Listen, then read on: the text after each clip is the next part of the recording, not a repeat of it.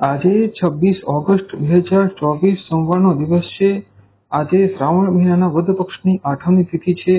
શ્રાવણ મહિનો એ ભગવાન શ્રી શિવની ઉપાસના કરવા માટેનો શ્રેષ્ઠ મહિનો ગણાય છે અને બધા શિવ ભક્તોમાં આ મહિનામાં રુદ્રાક્ષ ધારણ કરવાની એક હોડ લાગતી હોય છે।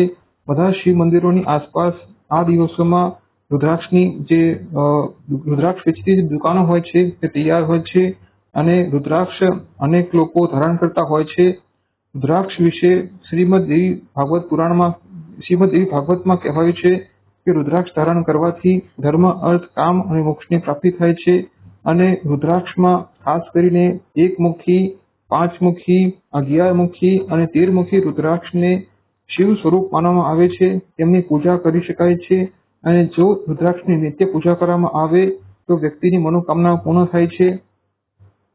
રુદ્રાક્ષ વિશે તેમ પણ કહેવાય છે કે રુદ્રાક્ષ ધારણ કરવાથી વ્યક્તિની મનોકામના પૂર્ણ થાય છે અને વ્યક્તિના પાપો હરણ થઈ જાય છે। રુદ્રાક્ષ 1 મુખીથી લઈને 14 મુખી સુધીનો હોય છે, પરંતુ 14 મુખીની આગળ પણ રુદ્રાક્ષ મળતા હોય છે। 1 મુખી રુદ્રાક્ષ એ સાક્ષાત શિવ સ્વરૂપ છે। 2 મુખી રુદ્રાક્ષ એ અર્ધનારીશ્વર સ્વરૂપ છે। ત્યારબાદ 4 મુખી રુદ્રાક્ષ એ બ્રહ્માનું સ્વરૂપ છે। ત્યારબાદ 5 મુખી રુદ્રાક્ષ એ ભગવાન કાલાગ્નિ નામક રુદ્ર સ્વરૂપ છે।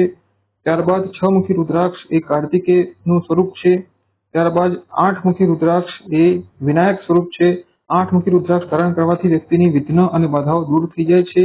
ત્યારબાદ 9 મુખી રુદ્રાક્ષ એ ભૈરવનું સ્વરૂપ છે।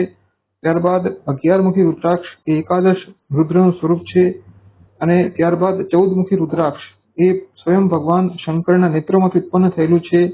આ રીતે રુદ્રાક્ષ ધારણ કરવાથી વ્યક્તિની મનોકામના પૂર્ણ થાય છે અને આજે 26 ઓગસ્ટ 2024 જન્માષ્ટમીનો દિવસ છે। શ્રી કૃષ્ણ ભગવાન એ પૂર્ણ પુરુષોત્તમ હતા અને તેઓ જ્યાં પણ રહ્યા તે ત્યાંના થઈને જ રહ્યા હતા। ભગવાન શ્રી કૃષ્ણ હંમેશા વર્તમાનમાં જીવતા હતા। ભગવાન શ્રી કૃષ્ણ જ્યાં સુધી વૃંદાવનમાં રહ્યા ત્યાં સુધી ત્યાંના થઈને જ રહ્યા અને જ્યારે ભગવાન શ્રી કૃષ્ણે વૃંદાવન છોડ્યું ત્યારબાદ વૃંદાવનના કોઈ પણ વ્યક્તિ સાથે શ્રી ભગવાન શ્રી કૃષ્ણએ કોઈ હાલચાલ પૂછ્યા નથી। ભગવાન શ્રી કૃષ્ણની સમક્ષ જે પણ આવ્યું ભગવાન શ્રી કૃષ્ણ તેમના જ થઈ ગયા। ભગવાન શ્રી કૃષ્ણ એક ઉત્તમ રાજનીતિજ્ઞ સાબિત થયા અને તેમણે બતાવ્યું કે રાજનીતિ કેવી રીતે કરી શકાય છે।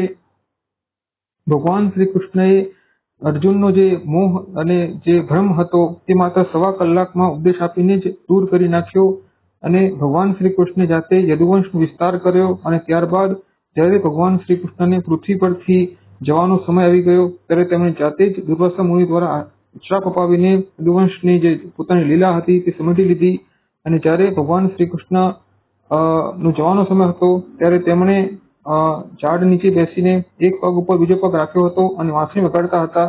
તે તેઓ દર્શાવતા હતા કે જવાના સમય પણ ભગવાન શ્રી કૃષ્ણ આનંદમય હતા। એવી રીતે વ્યક્તિ આનંદમય રહેવું જોઈએ અને આ રીતે હું ભગવાન શ્રી કૃષ્ણ નમન કરું છું।